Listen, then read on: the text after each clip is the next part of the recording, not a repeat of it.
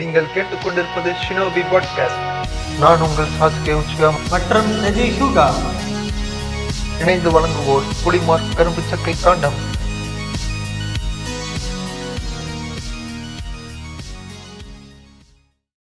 இந்த எபிசோடுக்குள்ள போறதுக்கு முன்னாடி இந்த எபிசோடு பேசுறப்ப இடையில கொஞ்சம் நாய்ஸியா இருக்கும். அதாவது கோழி கத்துற சவுண்ட் வந்து உங்களுக்கு கேட்டுக்கிட்டே இருந்திருக்கும். ரொம்ப இடத்துல இருக்காது. ஸ்டார்டிங் ஆஃப் த எபிசோட்ல லைட்டா இருக்கும். பட் அது உங்களுக்கு பெருசா டிஸ்டர்ப் பண்ற மாதிரி இருக்கா அப்படின்னு நினைக்கிறேன். நான் எவ்வளவு இந்த கோழியை துரத்தி விட்டு பார்த்தேன். அடுத்த வீட்டு கோழி வந்து நம்ம வீட்டுல முட்டை போட சொல்லுவாங்கல்ல, உண்மையில எங்க வீட்டுக்குள்ள வந்து முட்டை போட்டு இருந்திருக்கு. நான் கவனிக்கல. நான் துரத்தி விட்டு பார்த்துட்டேன். அந்த கதவை லாக் பண்ணி பார்த்துட்டேன். எடிட் பண்றப்ப கூட நான் எந்த அளவுக்கு நாய்ஸை சப்ரஸ் பண்ண முடியுமோ சப்ரஸ் பண்ணி பார்த்துட்டேன். பட் லைட்டா அது கேட்டுக்கிட்டே தான் இருக்கு.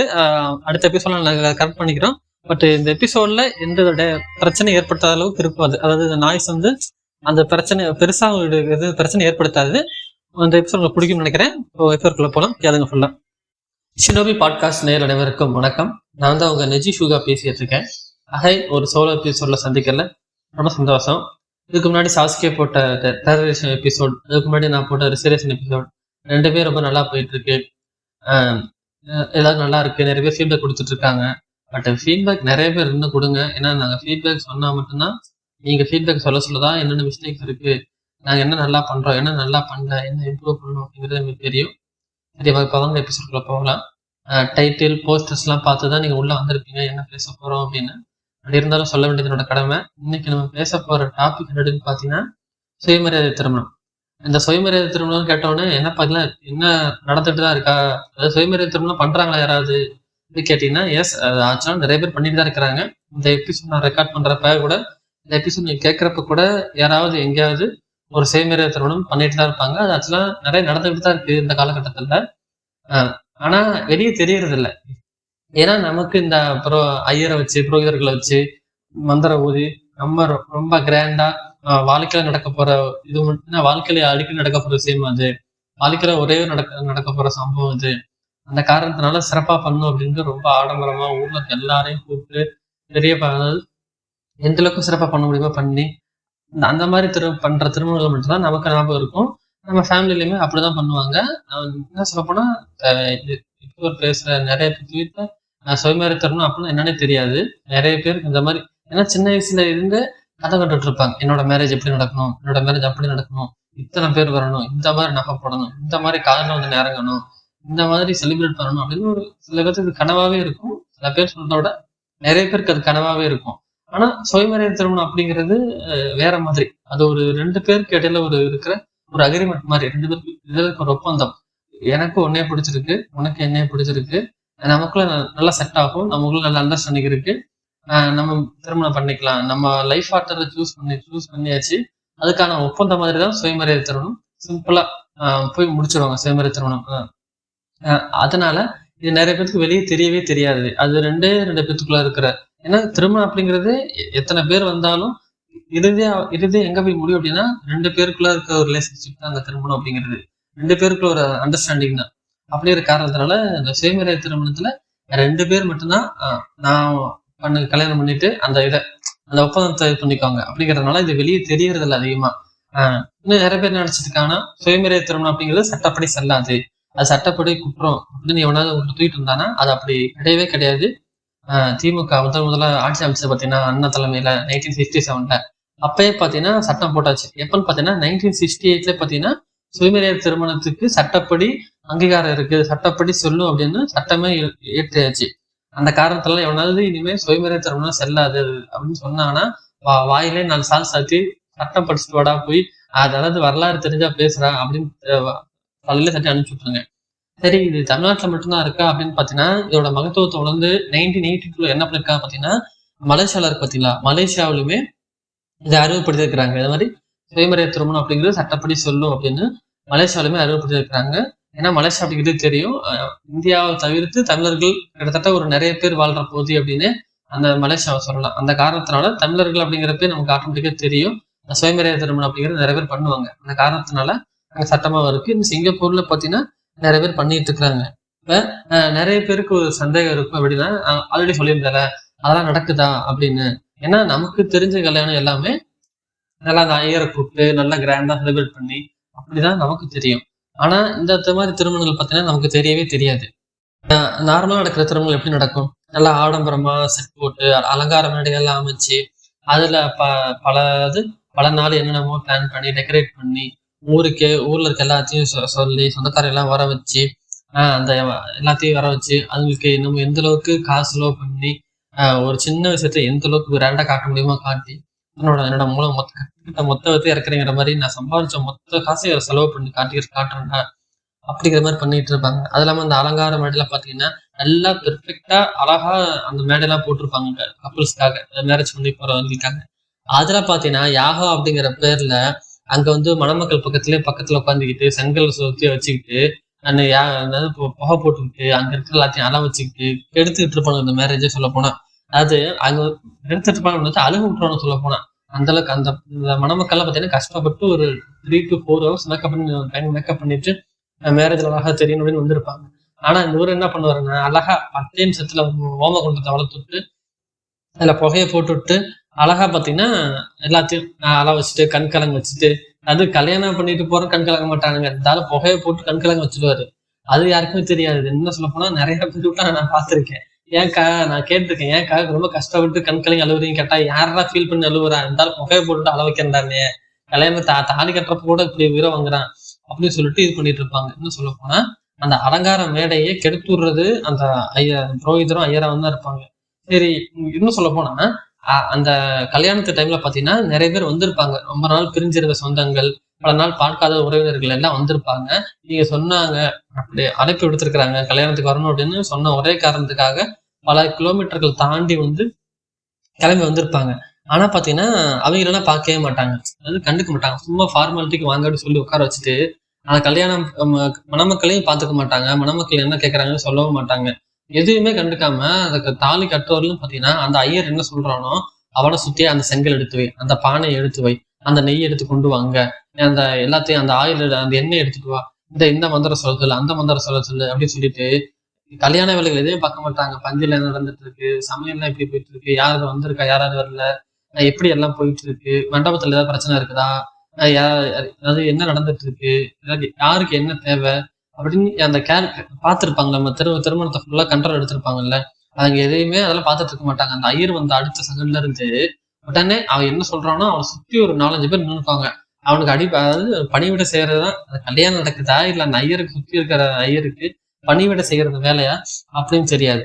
அது மட்டும் இல்லாம இந்த மாதிரி திருமணம் என்ன பண்ணணும், அந்த அம்மி பாட்டு வரும்ல, அம்மி மிதிச்சாச்சு அருந்ததி பார்த்தாச்சு அப்படின்னு. இந்த அம்மி எதுக்கு முதிக்கிறானுங்க, அருந்ததி எதுக்கு பாக்குறாங்க அப்படின்னு இன்ன வரையிலுமே முக்காவாசி பேருக்கு தெரியாது. எனக்குமே என்ன எதுக்குன்னு தெரியாது. இந்த அம்மி எதுக்கு முடிக்கிறாங்க அப்படின்னு எனக்குமே இன்னொன்னு தெரியாது. அதை ஃபாலோ பண்ற முக்காவாசி பேருக்குமே அது எதுக்கு பண்றாங்க அப்படின்னு இன்ன வரையிலுமே தெரியாது. இந்த மாதிரி திருமணத்துல இருந்தே மூட பழக்க வழக்கங்கள், பிற்போக்குத்தனங்கள் ஆரம்பிச்சு வைக்கிறத இந்த மாதிரி நார்மல் திருமணங்கள். இப்ப அம்மி மிதிக்கிறது கூட எதுக்கும் தெரிய விட்டாச்சு.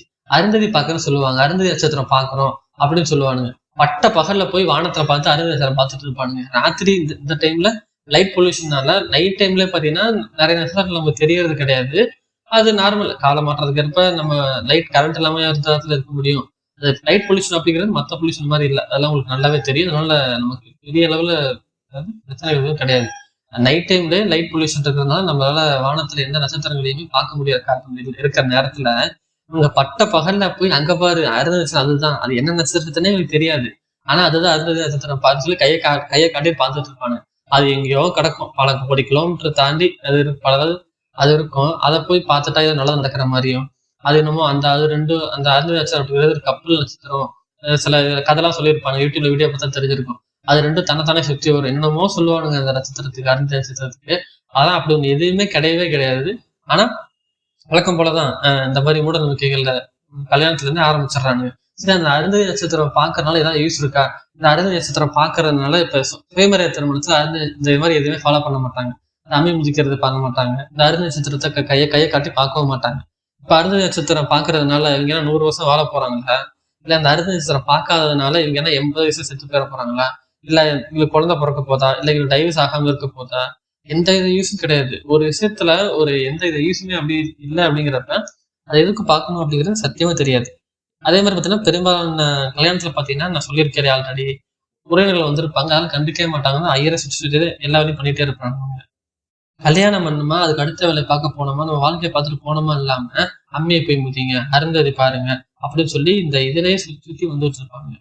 அதே மாதிரி நான் சொல்லியிருந்தேன்ல, இந்த ஐயர் சுத்தியே எல்லாரும் இருப்பானுங்க, கல்யாணத்துல என்ன நடக்குதுன்னு பார்க்கவே மாட்டாங்க அப்படின்னு. இந்த ஐயர் என்னமா சும்மா நமக்கு வந்து எல்லா வேலையும் செஞ்சு கொடுக்குற மாதிரி. ஐயர் அதாவது எப்படின்னா, ஐயர் வந்து நமக்கு சமூக சேவை செஞ்சுட்டு இருக்காரு. இந்த சமூக சேவையில நம்ம வந்து பங்கெடுத்துக்கிறோம். அந்த மாதிரி பண்ணிட்டு இருப்பாங்க. அவர் வந்து இந்த வேலை செய்ய சொல்றாரு, இந்த வேலை நம்ம செஞ்சோம்னா நமக்கு நல்லது நடக்கும் அப்படிங்கிற மாதிரியே பண்ணிட்டு இருப்பாங்க.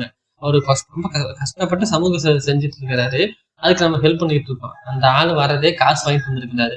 காசு வாங்கிட்டு வந்துடுது, இவ்வளவு செலவு பண்ணிருப்போம். அந்த ஆள் வந்து அழகா 1 மணி நேரத்தை வாங்கிட்டு அந்த மந்திரத்தெல்லாம் ஊதிட்டு கட்டுமா தாலி கட்டு இருக்கிற நம்ம வாங்கி கொடுத்த பொருளையும் நம்ம ஆட்டையை போட்டுக்கிட்டு காசையும் வாங்கிட்டு அழகா கிளம்பி போயிட்டே இருப்பாரு. ஆனா அவரை சுத்தி நடக்கும் பாருங்க ஒரு இது, அதை சொல்லி முடிக்கவே முடியாது. இப்ப எதுக்கு எடுத்தாலும் ஏன்பா அந்த ஐயரே பார்ப்பானே இழுத்துட்டு இருக்கிறீங்க, இதை விட மாட்டீங்களா அப்படின்னு கேட்டா, நமக்கும் அவங்களுக்கு என்ன வாக்கியார பிரச்சனையா, இல்ல சொத்து பிரச்சனையா, இல்ல அது எனக்கு அது அவனுக்கு எதுவும் அவங்களுக்கு பர்சனல் பிரச்சனையா அப்படின்னு கேட்டா அதெல்லாம் கிடையாது. சுத்தி சுத்தி சுத்தி எங்க போனாலும் அவங்க வந்து நிக்கிறாங்க. அப்படிங்கிறப்ப டைரக்டா பாத்தீங்கன்னா அவங்க தான் அடிக்க முடியும்.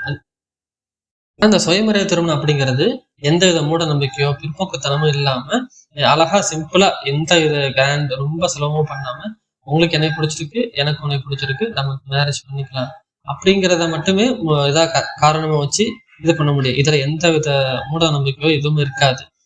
அதே மாதிரி முக்கியமான விஷயம், இந்த சுயமரியாதை திருமணத்துல ஐயரோ பாப்பானோ இந்த மந்திரத்தருக்கோ யாரும் இருக்க மாட்டாங்க.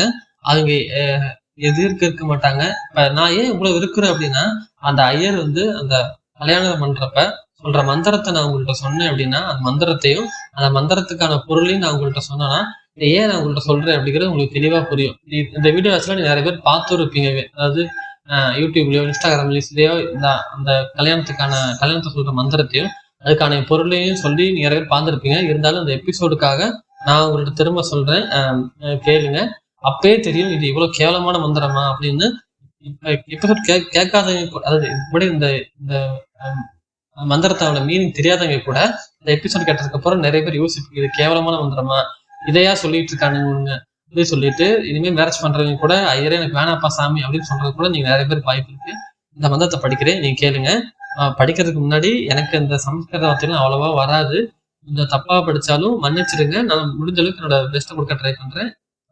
அவங்க படிப்பு எப்படி இருக்குன்றாங்க இப்ப படிக்கிறேன் கேளுங்க. ஆக்சுவலா இப்ப இந்த மந்திரம் எப்போ சொல்லுவாங்க பாத்தீங்கன்னா, அந்த தாள் எடுத்து கொடுப்பாங்க பாத்தீங்கன்னா, அப்போ ஒரு மந்திரம் சொல்லுவாங்க. அந்த மந்திரத்தை தான் நான் படிக்கிறேன் கேளுங்க.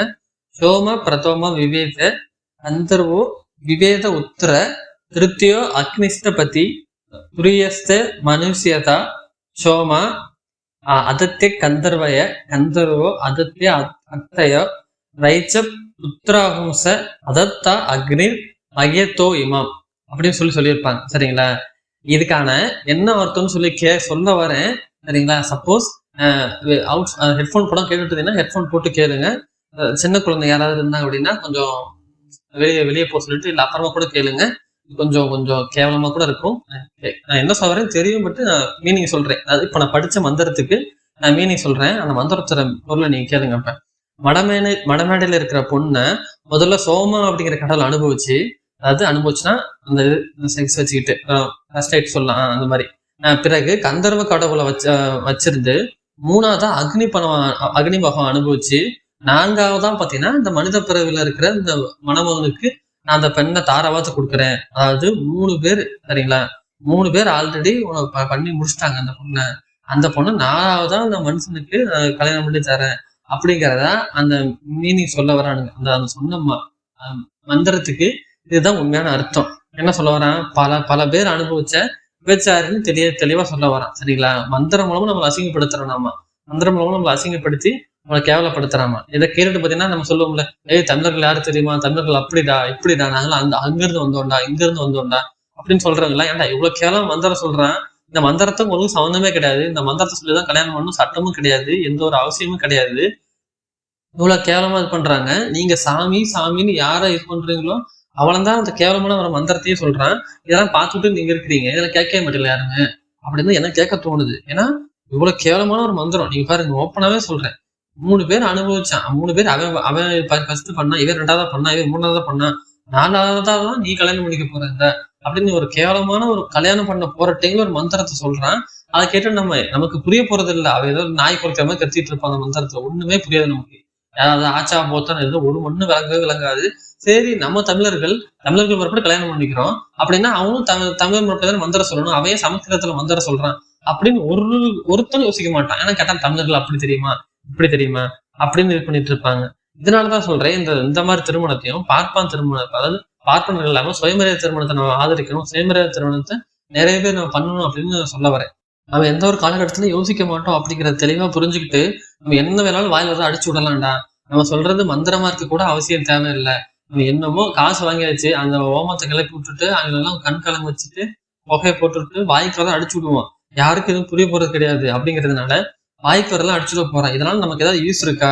இப்ப அந்த மாதிரி மந்திரம் சொல்றதுனால இப்ப 2 குழந்தை பத்துக்க போறீங்க, 3 குழந்தை பத்துக்க போறாங்களா, இல்ல சாகா வர போறாங்களா, இவங்க 2 பேரும் கப்பல பிரிக்கவே முடியாதா?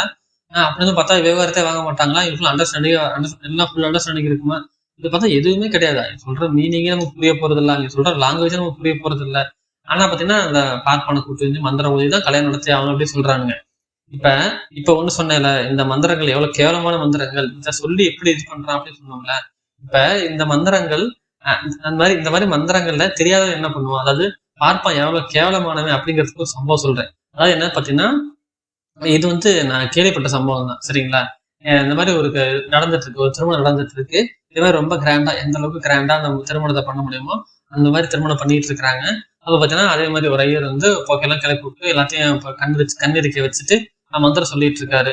எல்லாரும் ஆஹா என்னவோ மந்திரம் சொல்றாரு அப்படின்னு ஒரு போலும் சொல்லிட்டு இருக்காங்க. திடீர்னு ஒரு சத்தம் வருது, நிறுத்துங்க, நீங்க மந்திரம் சொல்ற நிப்பாட்டுங்க அப்படின்னு சொல்றாரு. என்னாச்சு அப்படின்னு பாக்குறப்ப டைரக்டா மடமேடை மேல ஏறி சட்டையை பிடிச்சி சோத்துல சாச்சு, என்ன மந்திரம் சொல்லிட்டு இருக்க நீ, இப்படி மந்திரம் சொல்லிட்டு இருக்க, தபுத்தவா மந்திரம் சொல்லிட்டு இருக்க அப்படின்னு கேட்கறப்ப, ஏய் நீ யார் என்ன கேட்கறதுக்கு, நான் கரெக்டா தான் மந்திரம் சொல்றேன் அப்படின்னு கேட்கறப்ப, நீ என்ன மந்திரம் சொல்லு அப்படின்னு கேட்கறப்ப அவர் சொன்ன மந்திரத்தை அவர் திருப்பி சொல்றாரு. ஓ இது வந்து கல்யாணத்துக்கான மந்திரமா, இதை நான் நம்பணுமா அப்படின்னு கேட்கறப்ப, ஆமா இது கல்யாணத்துக்கான மந்திரம் தான் அப்படின்னு சொல்ற. இது கிடையாது, இது கல்யாணத்துக்கான மந்திரம் கிடையாது, இது கருமாதிக்கு சொல்ற மந்திரம் அப்படிங்கிறாப்புல. உனக்கு எப்படி தெரியும்? எனக்கும் மந்திரங்கள்லாம் தெரியும், நானும் இந்த மந்திரங்கள்லாம் படிச்சிருக்கேன். நீ சொல்றது கல்யாணத்துக்கு சொல்ற மந்திரமே கிடையாது, இது கருமாதிக்கு செத்து போனதுக்கு அப்புறம் செத்து போனவங்க சொந்த மந்திரத்தை நீ கல்யாணம் பண்றப்ப சொல்லிட்டு இருக்கிற, உனக்கு எவ்வளவு திமிர் இருக்கும் அப்படின்னு சொல்லி அடிச்சு உட்கார வச்சு சும்மாவே இந்த கல்யாணம் நடந்துச்சாமா. அந்த மாதிரிதான் இருக்குது, பாத்துக்கோங்க. அதாவது மந்திரம் ஏன்னா நமக்கு தெரிய போறதுனால எந்த மந்திரம் சொல்றோம் அப்படிங்கிறது. முன்னாடி சொன்ன மந்திரத்துல உண்மையான மந்திரத்துல அவ்வளவு கேவலமா இருக்குது, சரியா? சப்போஸ் நம்ம அப்புறமா கேட்கறாங்க, ஏப்பா அந்த மந்திரத்தை முன்னாடி கேட்கிறப்ப, எனக்கு மந்திரம் மறந்து போச்சு, எனக்கு திடீர்னு சொல்ல ஆரம்பிச்சா திடீர்னு எனக்கு ஞாபகம் வரல, 2ஆம் மட்டும் தான் கரிமாதிக்கு ஒரு மந்திரம் சொல்ல போயிருந்தேன், அந்த ஞாபகம் தான் டக்குனு ஞாபகம் வந்துச்சு. சரி உனக்கு தெரியவா போகுது, சொன்னா மட்டும் நீ புரிஞ்சுக்க போறீங்களா அப்படின்னு தான் நான் அப்படியே எனக்கு வாயில் வந்து அடிச்சு விட்டேன். அப்புறமேட்டு என்ன பண்றது அப்படின்னு சொல்றாரு. இந்த அளவுக்கு தான் நம்மள முட்டாள நினைச்சிட்டு இருக்காரு. ஏன்னா அந்த ஒருத்தர் மட்டும் அப்படிங்கலன்னு வச்சுக்குவே, மந்திரம் சொல்றதுனால ஒரு எந்த யூஸும் கிடையாது. பட் அவர் அங்க காசு கொடுத்து கூட்டுறதுக்காக, கல்யாண மந்திரம் சொல்றதுக்காக அவர் காசு கொடுத்து கூட்டு வந்திருக்கிறாங்க. ஆனா அந்த இடத்துல வந்து ஒரு இறப்புக்கு ஒரு கருமாதி சொல்ற மந்திரத்தை சொல்றதுக்கு எதுக்கு இருந்தாலும் காசு கொடுத்து கூட்டு வரணும்? சப்போஸ் அந்த மந்திரம் தெரிஞ்ச ஒருத்தர் நமக்கு அங்க வராமே இருந்திருந்தா, கடைசி வரலையுமே இருந்தாலும் கருமாதி சொல்ற மந்திரத்தையே சொல்லி மக்கள்கிட்ட இருந்து காசை போட்டு போயிருப்பாரு. இந்த அளவுக்கு தான் நம்மள முட்டாளாக்கி வச்சிருக்கிறானுங்க. அவர் சொல்ற மந்திரம் என்ன மந்திரம், அதுக்கான பொருள் என்ன, அவர் சொல்ற மந்திரம் கரெக்டான மந்திரமா தப்பான மந்திரமா, அது கருமாதி மந்திரமா கல்யாண மந்திரமா அப்படின்னு தெரியாம தான் நம்மள முட்டாளாக்கி வச்சிருக்கிறானுங்க. இப்படிப்பட்ட எந்த பிரச்சனையுமே வேணும் அப்படிங்கிறாங்க சுயமரியாதை திருமணம் நோக்கி நாங்க போறோம். சுயமரியாதை திருமணம் பண்றது இந்த காலகட்டத்தை மட்டும் இல்ல, எந்த காலகட்டத்துக்குமே கரெக்டான விஷயம் அப்படின்னு ஒரு முடிவுக்கு வந்திருக்கிறோம். அது மட்டும் இல்லாம சுயமரியாதை திருமணம்ங்கிறது அது மட்டும் கிடையாது. நிறைய பொருட்செலவு இல்லாம ஒரு எளிய முறையில நம்ம 2 பேத்துக்குள்ளார ஒரு நல்ல அண்டர்ஸ்டாண்டிங் இருக்கு, நம்ம பண்ணிக்கலாம் அப்படிங்கிற சொல்ற மாதிரி ஒரு திருமணமா இருக்குமே தவிர, நாங்க இவரை கூட்டம் இது பண்றோம், அவரை கூட்டம் அது பண்றோம் அப்படிங்கிறது எந்த இதுவுமே கிடையாது. இன்னும் நடித்தா சொல்றேன் கேளுங்க. ஆரம்ப காலகட்டத்துல பாத்தீங்கன்னா திருமணங்கள்லாம் கிட்டத்தட்ட ஒரு திருவிழாக்கள் மாதிரி ஒரு வாரம் நடந்துட்டு இருந்துச்சு. அப்படியே இந்த ஒரு வாரங்கிறது குறைஞ்சு 5 நாள் 3 நாள் அப்படிங்கிறது குறைஞ்சு கரெக்டா ஒரு நாள் முடிஞ்சிருச்சு. ஒரே நாள்ல காலைல ஆரம்பிச்சு மதியம் முடிச்சிடலாம், இல்ல ஈவினிங் முடிச்சிடலாம், அந்த அளவுக்கு அதே நம்ம சுருக்கிட்டோம். இன்னும் சொல்ல போனா இன்னும் சுருக்கம் நல்லது. எப்படின்னா உதாரணத்துக்கு காலைல ஏன்னா நிறைய பேர் பாத்தீங்கன்னா இப்ப திருமணங்கள்லாம் அந்த வீக்கெண்ட், அதாவது சண்டேஸ்ல இல்ல ஏதாவது ஒரு லீவ் நாட்கள்லாம் நடத்த ஆரம்பிச்சிட்டாங்க. இன்னும் அதை விட இது பெட்டர் அப்படின்னு பாத்தீங்கன்னா, இப்ப காலைல எல்லா வேலையும் ஆரம்பிச்சு கரெக்டா ஒரு ஈவினிங் 5 மணிலிருந்து 9 மணிக்குள்ளார ஈஸியா முடிச்சா இன்னும் செலவுகள் அப்படிங்கிறது இன்னும் குறைக்கிற மாதிரி இருக்கும். ஏன் சொல்றேன் அப்படின்னு பாத்தீங்கன்னா, இங்க நிறைய பேரு இந்த கல்யாணத்துக்காக எனக்கு ஒரே ஒரு பொண்ணு தான், ஒரே ஒரு பையன் தான், இந்த கல்யாணத்தை வச்சுதான் என் கௌரவத்தை நான் நிலநாட்டணும், அதாவது கௌரவ பிரச்சனை இருக்கு, கல்யாணத்துல நான் எப்படி செலவு பண்ணி காட்டுறேன் பாரு, எப்படி கிராண்டா ஆடம்பரமா பண்ணி காமிக்கிறேன் பாரு அப்படின்னு கல்யாணத்துக்கு பல லட்சங்கள்ல காசு வாங்கியிருப்பாங்க, கடனா வாங்கி செலவு பண்ணுவாங்க. ஆனா கடைசி வரையும் பாத்தீங்கன்னா தன்னோட வாழ்நாள் உழைப்பே, அது அந்த ஒருத்தருக்கு தன்னோட பொண்ணுக்கு பொண்ணுக்கோ பையனுக்கோ ஒரு 45 வயசுல இல்ல ஒரு 50 வயசுல கல்யாணம் முடிச்சாருன்னா, அவர் சாகுற வரையிலும் அந்த அவர் வேலை செஞ்சதான் அந்த கடனை கடைசி வரையும் கடனை அடைக்க முடியாம நெக்ஸ்ட் ஜென்ரேஷன் தன்னோட மகனுக்கு தன்னோட பேரனுக்கு எல்லாம் கடனை வித்து வச்சுட்டு போறதெல்லாம் நான் பார்த்திருக்கிறேன். ஏன்னா இதுக்காக அந்த ஒரு நாள் கூத்துக்காக, அந்த ஒரு நாள் கல்யாணம் அப்படிங்கிறது நல்ல விஷயம் தான் ஒரு வாழ்க்கையில. அந்த ஒரு நாள் கல்யாணம் பண்றதுக்காக தன்னோட வாழ்க்கை பூரா செலவு பண்ணி, அதாவது வாழ்க்கை பூரா சேமிச்சு வச்ச காசையும் செலவு பண்ணி, அந்த காசு பத்தாம கடை வாங்கி அந்த கடனை வாழ்க்கை பூரா அடைக்க முடியாதவங்கள நான் நிறைய பேரை பார்த்திருக்கேன். ஆனா இந்த மாதிரி ஆடம்பர செலவு இல்லாம, இந்த மாதிரி மூட நம்பிக்கைகள் எதுவுமே இல்லாம பண்ற திருமணங்கள் தான் சுயமரியாதை திருமணங்களா வந்து நிக்கும் என்னைக்குமே. இப்ப நான் முன்னாடி சொல்லியிருந்தேன் இல்லையா, அது ரொம்ப கஷ்டப்படுற ஃபேமிலியா இருக்கும். ஆனா ஊர் உலகம் என்ன நினைக்கும், ஒரே ஒரு பிள்ளையாச்சு, இவருக்கு நல்லபடியா சிறப்பா கல்யாணம் பண்ணிக்கணும் அப்படின்னு சொல்லிட்டு அவர் அதுலயே சேமிச்சு வச்ச காசு, அதுக்கப்புறம் அந்த காசு பத்தாம அவருக்கு சேமிச்சு வச்ச காசு அளவுக்கு அதே அளவுக்கு கடன் வாங்கி செலவு பண்ணாரு. அவர்கிட்ட நான் கேட்டேன், எதுக்காக இவ்வளவு செலவு பண்றீங்க, எவ்வளவு செலவு பண்ணாலும் கல்யாணம் மட்டும் போறாங்க, இதுல ஒரே ஒரு நாளுக்காக இவ்வளவு செலவு பண்றேன்னு கேட்டப்ப, நான் அப்படி பண்ணனா சமூகம் என்ன பார்த்து என்ன கேள்வி கேட்கும், சமூகம் என்ன நினைக்கும், 4 பேர் என்னை பார்த்து என்ன நினைப்பாங்க. நான் சொல்லும்போது, இப்ப நான் அந்த ஒரு பொண்ணுதான் எங்களுக்கு ஆச்சுல, அந்த 4 பேர் என்ன கல்யாணம் பண்ண வரும்போது என்னென்ன பொருள்லாம் வரதட்சணை கொடுத்துருக்கேன்னு சுத்தி முத்தி பாப்பானுங்க இல்ல 4 பேர் என்னைய. அந்த 4 பேர் பாக்குறப்ப இதெல்லாம் வாங்கி கொடுத்துருக்காரா, இது பரவாயில்லையப்பா, சாப்பாடே கஷ்டப்பட்டாலும் கல்யாணம் பண்ணிட்டு போற பொண்ணுக்கு இவ்வளவு வாங்கி கொடுத்துருக்காரு அப்படின்னு 4 பேர் திருமணத்துல பேசிக்குவாங்க அந்த டைம்ல. அது பேசுறப்ப எனக்கு சந்தோஷமா இருக்கும் அப்படின்னு சொன்னாரு. ஆனா அந்த கடனை கட்ட முடியாம தான் கடைசியில் செத்து பண்ணாரு அந்த மனுஷன். அதனால எனக்கு எப்ப பார்த்தாலும் 4 பேர் நினைப்பான், சுத்தி இருக்க என்ன நினைப்பாங்க, சமூகம் என்ன நினைக்கும், கடைசியில இந்த சமூகத்துக்காகவே 4 பேர் நினைப்பான். சமூகத்துக்காகவே வாழ்ந்து சமூகத்தை நான் தப்பா நினைச்சிடக்கூடாது. நினைச்சு பாருங்க, ஒருத்தன் 50 லட்சம் செலவு பண்ணி கல்யாணம் பண்றான், ஒருத்தன் 1 கோடி செலவு பண்ணிட்டு கல்யாணம் பண்றான், ஒருத்தர் 20 லட்சம் செலவு பண்ணிட்டு கல்யாணம் பண்றான் அப்படின்னாலும் அது கல்யாணம் தான்.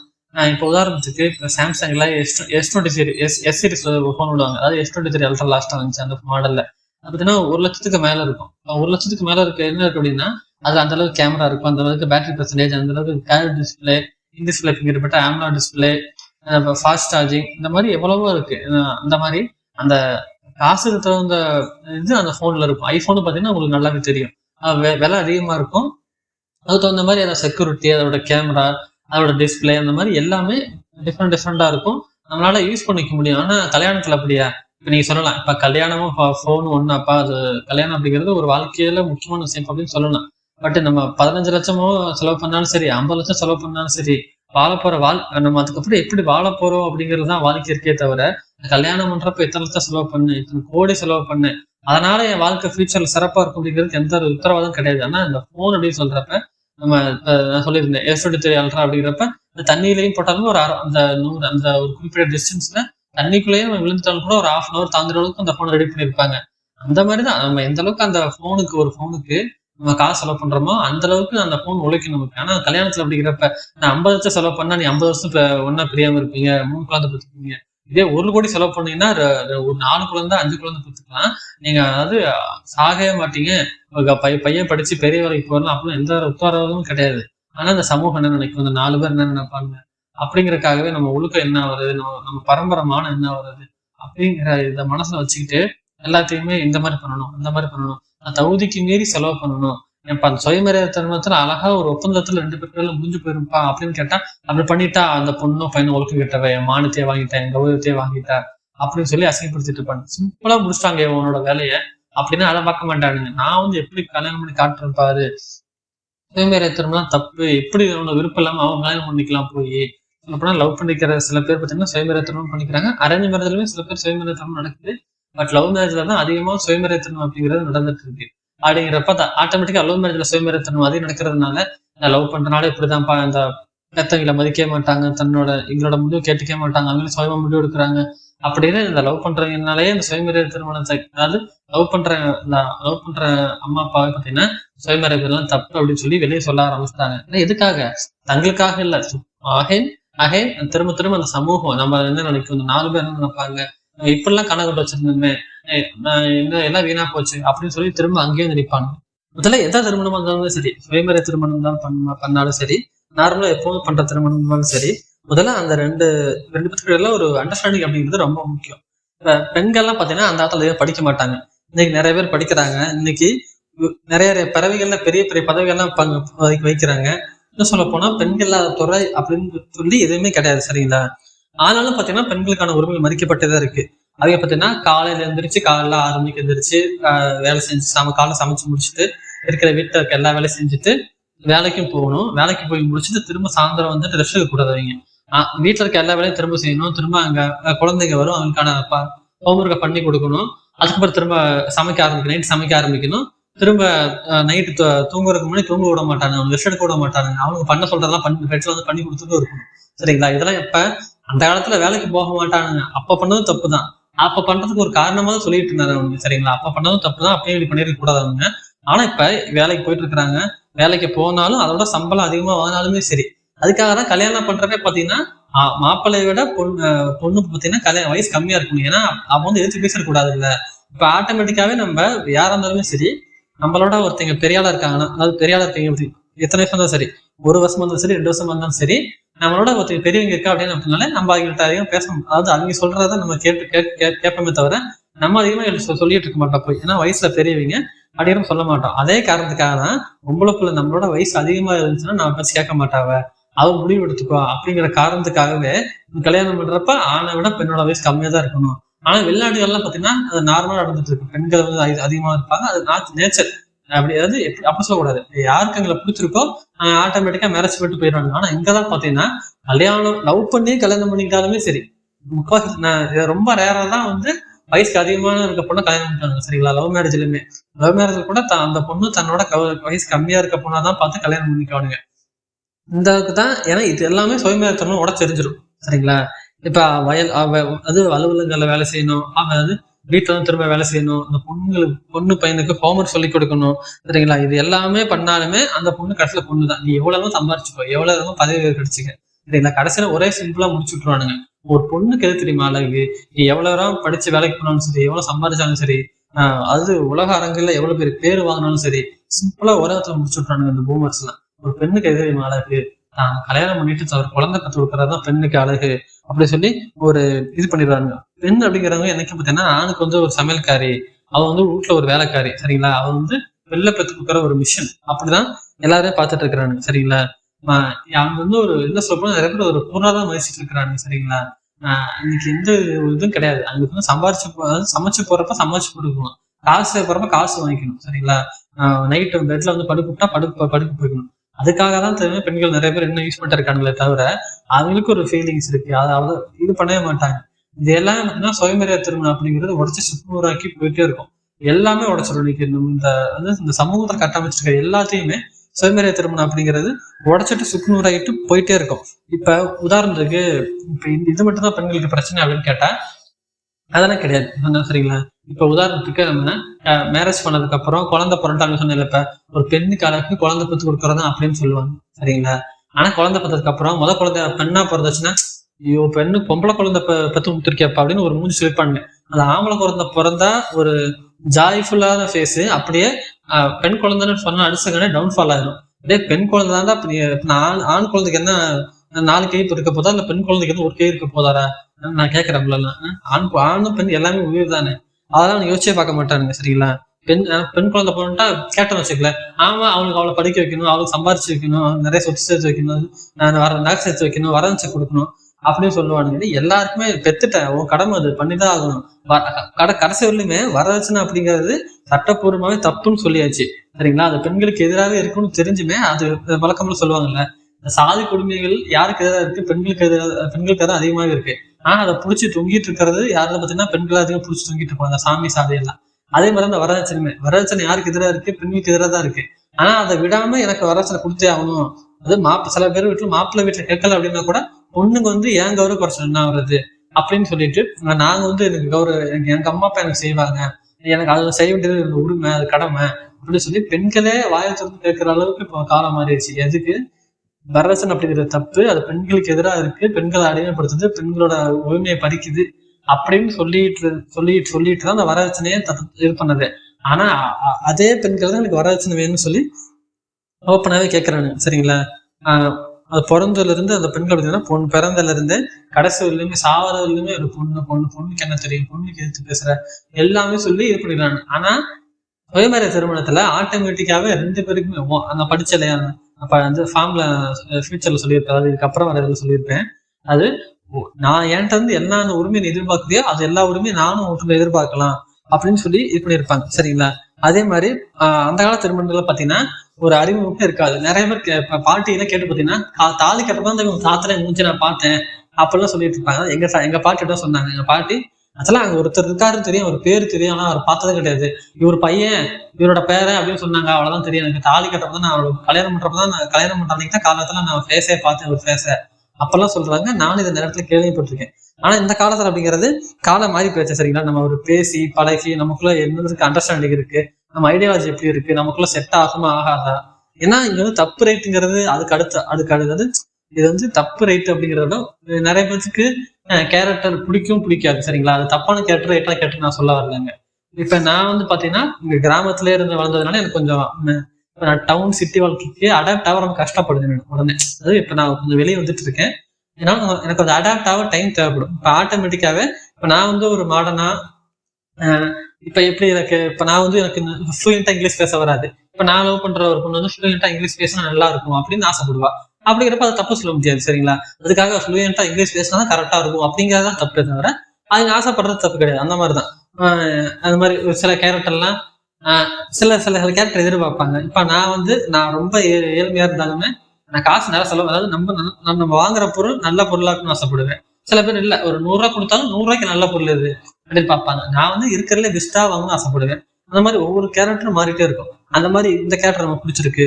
இப்ப ஒருத்தர் இருந்து 10 கேரக்டர் எதிர்பார்க்கலாம், 10மே எதிர்பார்க்க முடியாது கரெக்டான கேரக்டரா. 10ல 8 நமக்கு பெர்ஃபெக்டா இருக்கு. உடனே நீங்க கல்யாணம் பண்றப்ப அந்த 10 பொருத்தம் இருக்குன்னு அதான் கேட்டா அந்த பொருத்தம் கிடையாது. நம்ம கேரக்டர் நம்ம ஒரு 10 கேரக்டர் எதிர்பார்க்கிறோம். 10னா 10மே 10 கேரக்டருமே பெர்ஃபெக்டா ஒத்து போற அளவுக்கு மேபி லட்சத்துல ஒருத்தருக்கு கூட லட்சத்துல ஒருத்தர் இருக்கலாமே தவிர எல்லாருக்குமே எல்லாம் பெர்ஃபெக்டா இருக்க முடியாது. சரிங்களா? அதுல நம்ம மேக்சிமம் ஒரு 70% மேல நம்மளோட கேரக்டர் ஒத்து போதா அப்படின்னு பார்த்தா இந்த காலத்துல கல்யாணம் பண்ணிக்கும். சரிங்களா? ஆனா அரேஞ்ச் மேரேஜ்ல இந்த மாதிரி ப்ரோகிராம் வச்சு பண்ற மேரேஜ் எல்லாம் பாத்தீங்கன்னா அவங்க ஏதோ அம்மா அப்பா சொல்றாங்க பண்ணிக்கும் அப்படின்னா அப்படிதான் சொல்லுவாங்களே தவிர இன்னும் நிறைய பேர் சொல்லுவாங்க. இந்த எபிசோட் பண்றதுக்கு கூட நான் ஒரு நியூஸ்ல பார்த்தேன், லவ் மேரேஜ்ல தான் நிறைய விவாகரத்து நடந்துட்டு இருக்கு. விவாகரத்து நடந்தாங்கன்னா இவ்வளவு ஒரு அண்டர்ஸ்டாண்டிங்கோட பிரிஞ்சு போறாங்க. ஆனா அரேஞ்ச் மேரேஜ்ல அந்த குடும்பமான அந்த குடும்பமான என்ன வருது, 4 பேர் என்ன நினைப்பாங்க, இந்த சமூகத்துல நம்மளை பார்த்து என்ன நினைப்பாங்க, சமூகம் நம்மள என்ன நினைக்கும் அப்பயும் கூட பாத்தீங்கன்னா சமூகம் தான் இல்ல. அவன் பொண்ணை திட்டுமே தவிர விவேகத்தை வாங்கிட்டு வந்துட்டாப்பா, அவன் பொழைக்க தெரியாத புள்ளப்பா, பொம்பளைக்கு தான் ஆபத்து, பொம்பளைக்கு எதுக்குப்பா அவளை கோவப்படுறான், பொம்பளை எதுக்குப்பா விவேகத்துல வாங்கிட்டு வரான், ஆம்பளை திட்ட மாட்டானு, ஆம்பளை தான் கொடுமை பிடிச்சிருப்பான், அவனோட உணர்ச்சியை புரிஞ்சிருக்க மாட்டான், அவனை தப்பா நடத்திருப்பான், அதெல்லாம் கண்டிக்க மாட்டாங்க. என்ன பண்ணாலும் பொம்பளைக்கு என்ன அழகு, வீட்டோட இருக்க வேண்டியதானே, அவன் சொல்றது கேட்டு இருக்க வேண்டியதானே அப்படியே சொல்லுவாங்களே தவிர இதெல்லாம் பண்ண மாட்டாங்க. ஆனா இப்ப இந்த சுயமர திருமணத்துல பாத்தீங்கன்னா நம்ம தெரிஞ்சு புரிஞ்சு நம்மளோட கேரக்டர் என்ன, நம்ம கரெக்ட் செட் ஆகுமோ செட் ஆகாதா இது எல்லாமே தெரிஞ்சுக்கிட்டுதான் நம்ம சுயமர திருமணம் பண்ணுவோம். நம்ம எல்லாமே தெரியும். நம்ம பண்ற டைம்ல நம்மளோட உரிமைகள் அவங்களுக்கு நமக்கு என்னென்ன உரிமைகள் நமக்கு தராங்களோ அந்த உரிமைகள் நமக்கு தரணும் அப்படின்னு நம்ம சுயமர திருமணத்துல நமக்கு நல்லாவே தெரியும். இதெல்லாம் தான் பாத்தீங்கன்னா சுயமர திருமணத்துல இருக்க முக்கியமான விஷயம் அப்படின்னு நம்ம தெளிவா சொல்லலாம். அதே மாதிரி இந்த சுயமர திருமணத்துல பாத்தீங்கன்னா தாலிங்கிற அடிமைச்சனம் அப்படிங்கிறது கிடையவே கிடையாது. ஏன் அடிமைச்சனம் அப்படின்னு சொல்றேன்னா, கல்யாணம் பண்றப்ப தாலி கட்டுறது அப்படின்னு அவசியம் அப்படின்னா 2 பேருமே தாலி கட்டிக்கணும். கட்டக்கூடாதுன்னா 2 பேரும் தாலி கட்டாம இருந்துக்கலாம். ஏன்னா ஒருத்தர் மட்டும் தாலி கட்டிக்கிறது அப்படிங்கிறது அந்த ஆணுக்கு இந்த பெண் அடிமை அப்படிங்கிற மாதிரி, இந்த பொருளை உங்கள்ட்ட வித்துட்டோம், இனிமே உங்களுக்கு சொந்தமானது அப்படின்னு சொல்ற மாதிரி எனக்கு தோணுச்சு. அதெல்லாம் பாத்தீங்கன்னா பண்டைய தமிழர் கல்யாணத்துல தாலிங்கிறது கிடையவே கிடையாது. இடையில வந்து ஒரு தப்பான பழக்கம் தான் பாத்தீங்கன்னா தாலி கட்டுறது அப்படின்னு சொல்லலாம். இப்ப இந்த தாலி கட்டக்கூடாதுன்னு சொல்றாங்க அப்படிங்கிறதுக்கு இந்த சொன்னோம் அப்படின்னா இல்ல அந்த இது உருட்டு விட்டுருவாங்க. என்ன சொல்றாங்கன்னா தாலிங்கிறது ஒரு புனிதமான சின்னம், ஒரு பெண்ணுக்கு திருமணம் முடிஞ்சதுக்கு அப்புறம் அதோட அடையாளமே தாலி தான், தாலிங்கிறது வந்து ஒரு பாரம்பரியமான ஒண்ணு, அதை காலங்காலமா நம்ம ஃபாலோ பண்ணிட்டு இருக்கிற ஒரு இதும் அப்படின்னு சொல்லலாம் இது பண்ணுவானுங்க. அது மட்டும் இல்லாம 50 காசு மதிக்கத்தக்க ஒரு மஞ்சள் கயிறு, 5 கிராம் தங்கம், இது தவிர வேற எதுவுமே அதுல கிடையாது. சரிங்களா? ஆனா எப்படிமானுங்க அது வெறும் மஞ்சள் கயிறு இல்ல, ஒரு வந்து உயிர் கயிறு, புருஷனோட உயிரையே காப்பாத்திருக்க அந்த கயிறு தான், கயிறை கழட்டி வச்சிடாத, கயிறை பத்திரமா பாத்துக்கோ அப்படி அப்படின்னு சொல்லி என்னமோ சொல்லுவானுங்க.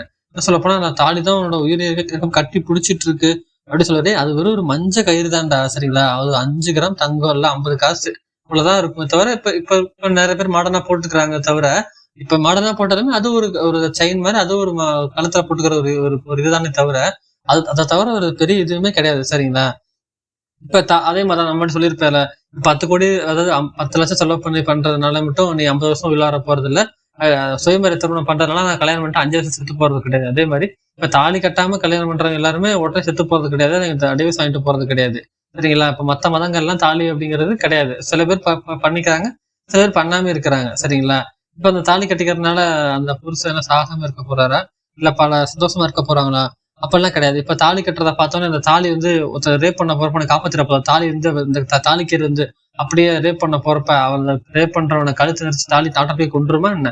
இந்த தாலி கட்டுறது ஏதாவது யூஸ்ஃபுல்லா இருக்கா அப்பெல்லாம் கேட்டா எதுவுமே கிடையாது. ஆனா இந்த கிண்டல் பண்றதுக்காக நமக்கு நல்லதா போச்சு, நல்லா கிண்டல் பண்றதுக்கு நமக்கு வசதியா இருக்கு. அதாவது நம்ம இந்த மாதிரி லெஃப்டிஸ்டுகளுக்கு தாலி அப்படிங்கறது இதை வச்சு நம்ம கிண்டல் பண்றதுக்கு நமக்கு நல்லா வசதியை ஏற்படுத்தி கொடுத்த மாதிரி தான் இருக்கே தவிர, இந்த தாலி அப்படிங்கிறது எந்த ஒரு பாதுகாப்புக்கோ எதுக்குமே கிடையாது. என்ன சொல்ல போனா, தாலி கட்டுற பொண்ணு எல்லாம் ஒழுக்கமா இருப்பா, தாலி கட்டாம இருக்கிற பொண்ணு இந்த மாதிரி மாடலா இருக்கிற சில பொண்ணுங்கெல்லாம் தாலி கட்டிக்க மாட்டா அப்படிங்கிறப்ப அது வந்து ஒழுக்க கேடானவன் அப்படின்னு சொல்லியிருப்பானுங்க. அப்படி பார்த்தா வெளிநாட்டுலங்கெல்லாம் தாலி அப்படிங்கறதே கிடையவே கிடையாது சரிங்களா. அப்ப வெளிநாட்டுல இருக்க பொண்ணுங்கெல்லாம் ஒழுக்க கேட்டவங்களா இல்ல தப்பான பொண்ணுங்களா அப்படின்னு கேட்டா என்ன சொல்ல சொல்லுங்க பாப்போம். இப்ப என்ன சொல்லுவோம், தமிழர்கள் அந்த காலத்துல எப்படி இதுல எப்படின்னு பாத்தீங்கன்னா, ஏன் இப்ப இந்த தாலி கட்டாத பொண்ணுங்க தாலி கட்டாத பொண்ணுங்களை எல்லாரும் படுத்த ரேப் பண்ணப்படுறாங்களா? இப்ப தாலி கட்டுற பொண்ணு யாருமே ரேப் படுறதே கிடையாதா அப்படின்னு பார்த்தா, தாலி கட்டுற பொண்ணுங்களா பார்த்தா நிறைய பேர் ரேப் பண்ணிருக்காங்க அப்படின்னு ஓப்பனாவே சொல்லலாம். இப்ப தாலி அப்படிங்கிற பாத்தீங்கன்னா அடங்கி போறதுக்காக தான் ஒரு குறியீடாவே இருக்கு சரிங்களா. தாலி கட்டிட்டா இவரு நமக்கு சொந்தமான ஒண்ணு, அதாவது ஒரு பொருள் மாதிரி ட்ரீட் பண்ண ஆரம்பிச்சிருவானுங்க. நீ எனக்கு சொந்தமானவ, எனக்கு உன்னை வித்துட்டாங்க அப்படிங்கிறதுக்கு சொந்தமான காட்டுறதுக்காக தான் நிறைய பேர் தாலியை கட்ட ஆரம்பிக்கிறாங்க. அப்படிதான் பாக்குறானுங்க, எனக்கு சொந்தமான ஒரு ப்ராப்பர்ட்டி அப்படிதான் பாக்குறாங்க சரிங்களா. சரி இப்ப தாலி கட்டிக்கிறீங்க சரிங்களா, சரி கல்யாணம் பண்ணிட்டீங்க, தாலி கட்டிட்டீங்க, இறந்து முடிஞ்சதுக்கு அப்புறம் சாரி தப்பா சொல்லிட்டேன். சப்போஸ் உங்க கணவன் இறந்துட்டாரு அப்படின்னா தாலியை அறுத்தரிச்சிருவானுங்க, பொட்டை அழிச்சு எழுந்துருவானுங்க, பூவை புடிங்கி எரிஞ்சிருவானுங்க.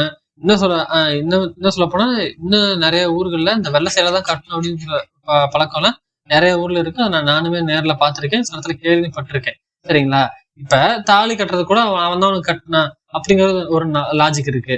சரி இப்ப பூ பொட்டுலாம் அந்த பொண்ணு கல்யாணம் பண்றதுக்கு முன்னாடி வச்சதே கிடையாதா? பொட்டுலாம் அப்பதான் அந்த கல்யாணம் பண்ணதுக்கு அப்புறம் அந்த பொட்டு வைக்குதா? இல்ல பூவெல்லாம் அந்த கல்யாணம் பண்ணதுக்கு அப்புறம் அந்த பொண்ணு பூ வைக்குதா? இல்ல நல்ல சாரி நல்ல ட்ரெஸ் எல்லாம் அந்த பொண்ணு கல்யாணம் பண்றதுக்கு முன்னாடி கட்டினதே கிடையாதா? அப்பெல்லாம் கேட்டா எதுவுமே கிடையாது சரிங்களா. அதாவது ஒரு பொண்ணு கல்யாணம் பண்ணிக்கிறதுக்கான அடையாளத்தையே அந்த பொண்ணு தான் சுமக்கணுமா, இறந்ததுக்கு அப்புறம் அந்த கணவன் இறந்துட்டான் அப்படிங்கறதுக்கான அடையாளத்தையே அவர் தான் அந்த பொண்ணு தான் சுமக்கணும். ஆனா அந்த கணவன் அப்படிங்கிறதுக்கு இதே பண்ண மாட்டாரு. அவருக்கு கல்யாணம் ஆயிடுச்சு அப்படிங்கிறதுக்கான எந்த ஒரு அடையாளமும் அவருக்கு கிடையாது. சப்போஸ் தன்னோட மனைவி இறந்துட்டாரு அப்படின்னா அதுக்கான அடையாளமும் அவர்கிட்ட எதுவும் கிடையாது. ஆனா ஒரு பெண் மட்டும் பாத்தீங்கன்னா திரும்ப கல்யாணம் பண்ணிக்கிறப்ப அந்த பொண்ணு தாலி கட்டிக்கணும், கணவன் இறந்துட்டாலுமே அந்த பொண்ணு தாலி அறுத்துக்கணுமே தவிர, எல்லாமே இந்த பொண்ணுங்களை திரும்ப இந்த பொண்ணுங்களை சார்ந்து பொண்ணுங்க அடிமைப்படுத்துறதுக்காகவே தான் இது இருக்கு. இப்ப ஆம்பளைங்க பொம்பளைங்கன்னு தனித்தனி நாயம் இருக்கேன் என்ன, ஆம்பளைங்களுக்கு இது செய்யணும் இது செய்யக்கூடாது, பொண்ணுங்க இது செய்யணும் இது செய்யக்கூடாது அப்பெல்லாம் இது கிடையவே கிடையாது. இல்ல கட்டிக்கிறேன்னா 2 பேரும் கட்டிக்குவாங்க, கட்டக்கூடாது 2 பேருமே கட்டாம இருங்க. ஆனா சில பேர் நிறைய பேர் சொல்லிட்டு வந்துருவாங்க, இல்லப்பா இதெல்லாம் நடைமுறை சாத்தியம் கிடையாது அப்படின்னா, எல்லாத்தையுமே நம்மள்ட்ட இருந்துதான் ஒவ்வொருத்தரும் ஆரம்பிக்கணுமே அப்படின்னு தவிர, நம்ம எல்லாமே ஒருத்தர் ஆரம்பிச்சு வைப்பாங்க, நம்ம ஃபாலோ பண்ணிட்டு போகலாம் அப்படின்னு பார்த்தா ஒவ்வொருத்தருமே ஒருத்தர் ஆரம்பம் பார்ப்போம் அப்படின்னு வெயிட் பண்ணிட்டே இருக்க வேண்டியதை தவிர, அதுக்கான முயற்சியை நம்மள்ட்ட இருந்து என்னைக்கும் நம்ம தான் ஆரம்பிக்கணும்.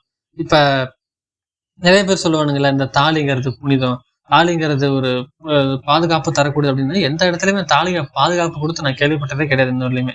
அவ்வளவு நேரம் தாலி புனிதம், தாலி பாதுகாப்பானது, தாலியை பத்திரமா பாத்துக்கணும் அப்படின்னு சொல்லிட்டு இருந்த எல்லாருமே அந்த பொண்ணோட கணவன் இறந்த அடுத்த செகண்டே தாலி அறுத்தரணும். அப்ப அந்த தாலியோட மகிம் எங்க போச்சுன்னு தெரியல அவங்களுக்கு.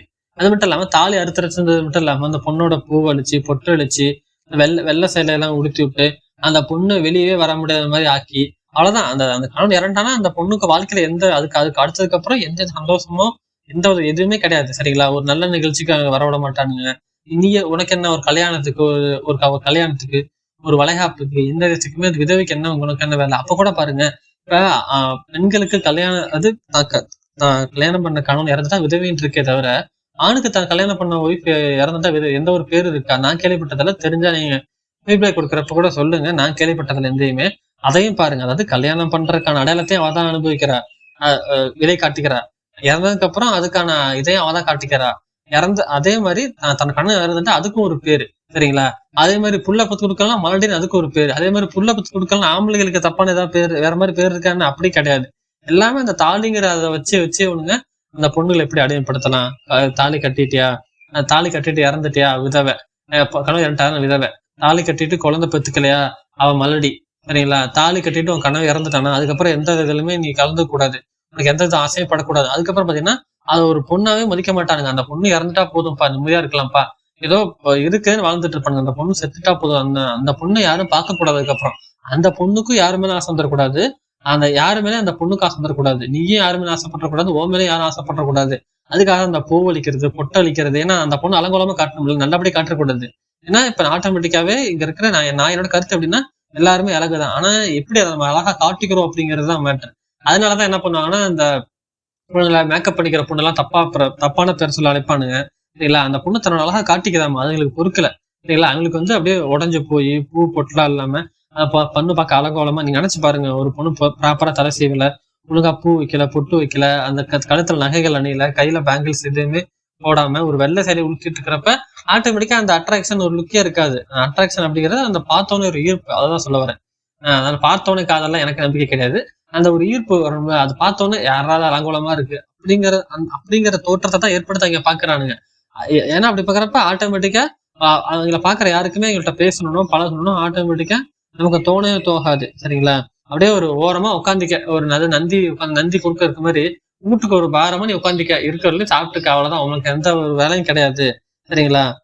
இப்ப நானுங்க ஆனா இப்படி சொல்றவங்க தான் பல லட்சமா செலவு பண்ணி ஆடம்பரமா காசு செலவு பண்ணிட்டு இப்ப இது பண்ணிட்டு இருக்கானுங்க. ஃபர்ஸ்ட் அந்த கணவன் இருக்க என்ன தெரியுது, கணவன் இருக்கவரையும் தான் உனக்கு மதிப்பு, உனக்கு அது மாதிரியே கிடையாது. அந்த கணவனுக்கு உன்னோட கணவனுக்கும் உன்னோட தாலிக்கும் தான் மதிப்பே தவிர உன்னை நாங்க ஒரு உயர மதிக்க மாட்டோம். எங்களை பொறுத்தவரை உன்னோட கணவனோட நீ ஒரு பொருள் தானே தவிர என்னை நாங்க மதிக்க மாட்டோம் அப்படின்னு சொல்றானு. சரிங்களா? இதைத்தான் அவங்க என்ன சொல்லிடுறானுங்க, தாலி புனிதமானது, தமிழோட திருமணம் வந்து புனிதமானது, புரோகிதர்கள் வச்சு பண்ணா அந்த மந்திரவாதி பண்ணா நல்லா சிறப்பா திருமணம் நடக்கும் அப்படின்னு சொல்லிட்டு அந்த கணவன் இறந்த அடுத்த செகண்டே நீ வந்து ஒரு விதவை, நீ வந்து எதிலையும் கலந்து கூடாது அப்படின்னு சொல்லிட்டு நான் சொன்னது எல்லாத்தையுமே அப்படியே எல்லாத்தையும் அவ்வளவு நேரம் புனிதம் சொல்லிட்டு இருந்த ஒருத்தவனுங்க அந்த கணவன் இருந்த அடுத்த செகண்டே நீ எங்களுக்கு ஒரு பொருட்டே கிடையாது அப்படின்னு சொல்லி முடிச்சுட்டுருவானுங்க. அந்த பொண்ணோட வாழ்க்கையே முடிச்சிருவானுங்க.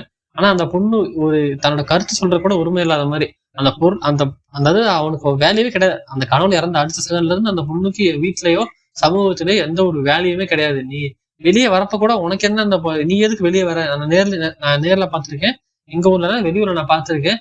என்ன வெளியில வந்துட்டு இருக்கிற இந்த நேரத்துல ஒரு வீட்டுல இருக்க வேண்டியதானே, நீ வந்து வெளியே வரத பார்த்து எனக்கு அது அவசகுணமா இருக்கு, நான் ஒரு வேலையை வெளியில போறது இல்லையா.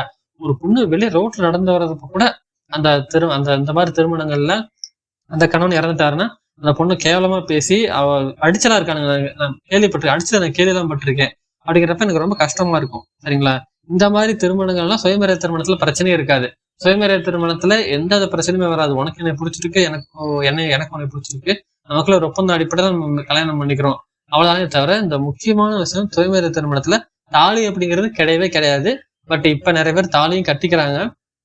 2 பேரும் தாலி கட்டி கூட பாத்திருக்கேன். பட் சுயமரியாதை திருமணத்துல தாலியும் சில பேர் கட்டிக்கிறாங்க. ஆனா கல்யாணம் பண்ணிக்கிறப்ப சுயமரியாதை திருமணம் பண்ணிக்கிட்டோம் அப்படின்னு சொல்றாங்க. பட் அது அவங்க இருப்போம். பட் ஆனா பெரியார் முதல்வர் கொண்டு வந்தப்ப சுயமரியாதை திருமணத்துல தாலி அப்படிங்கிறது கிடையாது. அதான் சொல்ல வரேன். இதுதான் முக்கியமானது. ஏன்னா இந்த தாலி வச்சுதானே ஒரு பொண்ணு அடிமைப்படுத்துறாங்க. அப்படிங்கிறனால தாலி கிடையவே கிடையாது. அப்படிங்கறதுதான் சுயமரியாதை திருமணத்துல ரொம்ப முக்கியமான ஒண்ணு. ஸ்டார்டிங்கே சொல்லிட்டு வர, எந்த அனுபவிக்க தேவையில்ல, அடுத்தது பார்க்க தேவையில்ல, பல லட்சங்களை காசு செலவு பண்ண தேவையில்ல, வரதட்சணை கொடுக்க தேவையில்ல, இந்த மாதிரி மூட பழக்க வழக்கங்கள் பிற்போக்குத்தனத்தை ஃபாலோ பண்ண தேவையில்ல. சிம்பிளா ஒரு ஒப்பந்தம் மூலமா நான் அவனை கல்யாணம் பண்ணிக்கிறேன், நீ என்னை கல்யாணம் பண்ணிக்கிற அப்படின்னு சிம்பிளா முடிக்கிறதா பாத்தீங்கன்னா சுயமரியாதை திருமணம். முக்கியமா இந்த ஜாதி மதங்கள்லாம் ஒழிச்சு எந்த இது பிரச்சனையும் இல்லாம நம்ம வந்து ஒற்றுமையா இருந்து வாழ்ந்து காட்டுவோம் அப்படிங்கறத சுயமரியாதை திருமணத்தோட முக்கியமான குறிக்கோளாவே இருக்கு. இப்ப இந்த சொன்ன சுயமரியாதை திருமணத்தோட உறுதிமொழியில எப்படி இருக்குன்னு பாத்தீங்கன்னா, இன்னையில இருந்து வாழ்க்கை திறனை ஏத்துக்கிறேன், இன்னையில இருந்து நான் வாழ்க்கையில இருக்கிற இன்ப துன்பங்கள் வெற்றி தோல்விகள் எல்லாத்தையும் நான் சமபங்கு ஏத்துக்கிறேன், சமபங்கு உரியவரா நான் இருக்கிறேன் அது மட்டும் இல்லாம என்கிட்ட இருந்து என்னென்ன உரிமையெல்லாம் நீங்க எதிர்பார்க்குறீங்களோ அந்த உரிமையெல்லாம் உங்கள்கிட்ட இருந்து நான் எதிர்பார்க்கறதுக்கு எனக்கு முழு உரிமை இருக்கு அப்படிங்கறத இந்த ஒப்பந்தம் மூலமா நான் உறுதிமொழி ஏத்துக்கிறேன் அப்படிங்கிற மாதிரி இந்த ஒப்பந்தத்துல நம்ம இருக்கும். சரிங்களா? சுயமரியாதை திருமணத்துல பாத்தீங்களா சார், இது கரெக்டா போட்டுக்கான்னு பாருங்க. நீங்க என்னெல்லாம் என்கிட்ட எதிர்பார்க்குறீங்களோ அதே மாதிரி எல்லா உரிமையும் உங்கள்கிட்ட நான் எதிர்பார்க்கலாம் அப்படின்னு தெளிவா அந்த ஒப்பந்தத்துல இருக்கு. ஆனா அந்த கல்யாணத்துல அப்படியா? கிடையவே கிடையாது. அந்த தாலி அப்படிங்கறத ஒண்ணு வச்சு எனக்கு நீ ஆளுக்கு அப்புறம் அடிமை, நான் ஒண்ணு என்ன பண்ணிக்கலாம், எனக்கு ஒண்ணு கொடுத்துட்டானுங்க. சரிங்களா? ஆனா இதை கூட பாருங்க, இந்த வரதட்சணை கூட பாருங்க. நம்ம யாருக்கு நான் வரதட்சணை கொடுக்கணும்னு சொல்ல வரல, அதாவது நான் தப்பா சொல்ல வரல, தப்பா புரிஞ்சுக்கும் வேணும். நீங்க இப்ப நீங்க இருக்கிறீங்க, அவங்க வீட்டுல இருந்து உங்க வீட்டுக்கு வராங்க அப்படிங்கிறப்ப நீங்க தான் அவங்க தான் பாத்தீங்கன்னா அந்த பொண்ணை படிக்க வச்சிருக்கிறாங்க, வேலைக்கு போக வச்சிருக்கிறாங்க, ஒரு கட்டத்துக்கு மேல ஒரு ஆளாக்கி விட்டுருக்காங்க, பெற்றிருக்கிறாங்க, வளர்த்துருக்காங்க.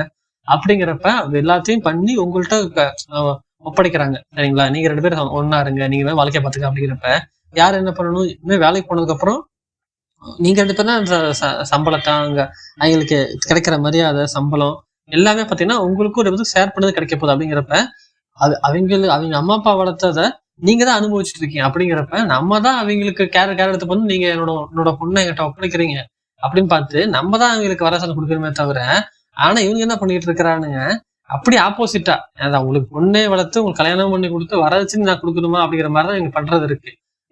அந்த காலத்துல எதுக்காக வரதட்சணை கொடுத்தா நல்லாவே தெரியும். அந்த காலத்துல பெண்கள் படிக்க போக மாட்டாங்க, சும்மா வீட்டுல சம்பாரிச்சு மட்டும் தான் போட்டுட்டு இருப்பாங்க, சமைச்சு மட்டும் தான் போட்டுட்டு இருப்பாங்க. அந்த காரணத்தினால கல்யாணம் பண்ணி கொடுக்குறப்ப என் பொண்ணுக்கு சமைக்க மட்டும் தான் தெரியும் அப்படிங்கிறப்ப உனக்கு சமைச்சு போட்டுட்டு உனக்கு வாழ்க்கை அப்புறம் நான் உனக்கு சம்பாரிச்சு போட்டு இருக்கணுமா அப்படிங்கிறதுனால இருக்கிற எல்லா திங்ஸையும், அதாவது எல்லா பொருட்கள்லாம் கொடுத்தாங்க. அப்புறம் நீங்க பொண்ணுக்கு வாழ்க்கை அப்புறம் கணக்கெல்லாம் பாத்துக்கோங்க அப்படிங்கறக்காக அந்த காலத்துல வரதட்சணை கொடுக்க ஆரம்பிச்சாங்க. இன்னும் சில பேர் உருட்டுவானுங்க. எப்படின்னா, இப்ப கல்யாணம் பொண்ணு சொந்த வீட்டுல இருக்காங்க, அதாவது அவங்க வீட்டுல இருக்கிறாங்க, அவங்க வீட்டுல ஒரு சில பொருட்கள்லாம் இருக்கும். சரிங்களா? அந்த பொருட்கள்லாம் அவங்க கல்யாணம் பண்ணி போற வீட்டுல இருக்குமா இருக்காதுன்னு தெரியாது. சரிங்களா? அந்த காரணத்தினால நாங்க எல்லா பொருளையும் கொடுத்து அனுப்புறோம் அப்படின்னு சொல்லுவாங்க. இன்னும் சில பேர் என்ன சொல்லுவாங்கன்னா, இப்ப நம்ம வீட்டுல இருக்கிற பொருளை ஆட்டோமேட்டிக்கா நம்ம எடுத்து யூஸ் பண்ணலாம், பட் இன்னொருத்தங்க வீட்டுல இருக்கிற பொருளை எடுத்து யூஸ் பண்றதுக்கு நம்ம கல்யாணம் பண்ற ஸ்டார்டிங் ஸ்டேஜஸ்ல நமக்கு அந்த பொருளை எடுத்து யூஸ் பண்றது நமக்கு கூச்சமா இருக்கும். இந்த பொருள் நம்ம எடுக்கலாமா எடுக்கக்கூடாது அப்படின்னு ஒரு கூச்சம் வரும். பட் நம்ம அப்பா கொடுத்த பொருள், நம்ம வீட்டுல இருந்த பொருள் அப்படின்னு நம்ம யூஸ் இருக்குன்னு நம்ம தெரிஞ்சதுன்னா நம்ம ஆட்டோமேட்டிக்கா அது நம்ம பொருள் தானே இது அப்படின்னு எடுத்து நம்ம யூஸ் பண்ண ஆரம்பிச்சிடும். அப்படிலாம் அந்த வரதட்சணைக்கு என்ன வகையிலாம முட்டு கொடுக்க ஆரம்பிப்பானுங்க. சரிங்களா? இது எல்லாத்தையுமே, இந்த தாலி, இந்த அடிமை முறை, இந்த வரதட்சணை எல்லாத்தையுமே சிம்பிளா அந்த சுயமரியாதை திருமணம் ஒழிச்சுட்டு போயிட்டே இருக்கும். சரிங்களா? அதுக்காக தான் சுயமரியாதை திருமணம் அப்படிங்கிறது ரொம்ப முக்கியமாவே இருந்துச்சு. இதுக்காக தான் அண்ணா பாத்தீங்கன்னா முதலமைச்சரான அடுத்த 1 வருஷத்துலயே, அதை கொஞ்ச நாள்லயே கூட சொல்லலாம், கொஞ்ச நாள்லயே சட்டமா கொண்டு வந்து பண்ணாரு. இன்னும் நிறைய இடத்துங்கள்ல சுயமரியாதை திருமணம் இப்போ நடந்துட்டு தான் இருக்கு. இந்த எபிசோட் கேட்கிற நிறைய பேர் அதுக்கு சுயமரியாதை திருமணம் பண்ணுங்கிறது என்னோட ஆசையாவும் இருக்கு. நானும் அப்படிதான் பண்ணணும்னு ஆசைப்படுறேன். பட் எல்லாரும் பண்ணுங்க, இந்த எபிசோட கேளுங்க. அவ்வளவுதான் இந்த எபிசோட்ல பெருசா பேச ஒண்ணும் இல்லை. இந்த எபிசோட் என்ன பிடிச்சிருக்கு, பிடிக்கல, என்ன தப்பா பேசிருக்கோம், என்ன நல்லா பண்ணலாம், சரிங்களா? முக்கியமா ஃபீட்பேக் கொடுங்க. இன்ஸ்டாகிராம்ல என்ன சாஸ்கியா வேசனை பாட்காஸ்ட் எல்லாம் ஃபாலோ பண்ணுங்க. நீங்க ஏதாவது டவுட் இருந்தா கொஸ்டின் கேளுங்க. உங்களுக்கான எல்லா அதாவது நீங்க எந்த கொஸ்டின் கேட்டாலும் உடனே ரெஸ்பான்ஸ் ஏன்றதும் சாஸ்கியாட்டு கண்டிப்பா வரும், நான் கேரண்டி. ஃபீட்பேக் முக்கியமா கொடுத்துட்டே இருங்க. ஃபீட்பேக் ரொம்ப வரதெல்லாம் இல்லை, கொஞ்சம் கம்மியா தான் வந்துட்டு இருக்கு. தப்பா சொல்றதுக்குலாம் கொஞ்சம் நீங்க தப்பு பண்ணிருக்கீங்க, தப்பா பேசிருக்கீங்க, நீங்க பேசுனது பிடிக்கல அப்படின்னு ஓப்பனாவே சொல்லுங்க. ஏன்னா நான் திரும்ப சொல்றதுதான், பாட்காஸ்ட் பண்றதே உங்களுக்காக தான். நீங்க கேட்டுட்டு இந்த பாட்காஸ்ட் கேட்கலாமா கேட்க வேணாமா, ஃபாலோ பண்ண வேணாம் அப்படிங்கிறது முடிவு பண்றது உங்க கையில தான் இருக்கு. சரிங்களா? அதனால நெகட்டிவா இருக்கு, நீங்க மாத்திக்கணும் அப்படின்னு சொன்னீங்கன்னா நீங்க ஓப்பனாவே சொல்லுங்க. நாங்க எங்களை பர்சனலா ஓப்பனா சொல்லுங்க, நாங்க மாத்திக்கிறோம் கண்டிப்பா. சரிங்களா? அதனால ஃபீட்பேக் கொடுத்துட்டே இருங்க. இது ஒரு சின்ன எபிசோடு தான். அடுத்த எபிசோட் ஒரு பேங்க் ஆஃப் எபிசோட் நாங்க வச்சிருக்கிறோம். ஓகே, அடுத்த எபிசோட் சந்திக்கிறேன். பாய். நாங்க நிஜி. இது பாட்காஸ்ட் கேட்டது ரொம்ப தேங்க்யூ. பாய்.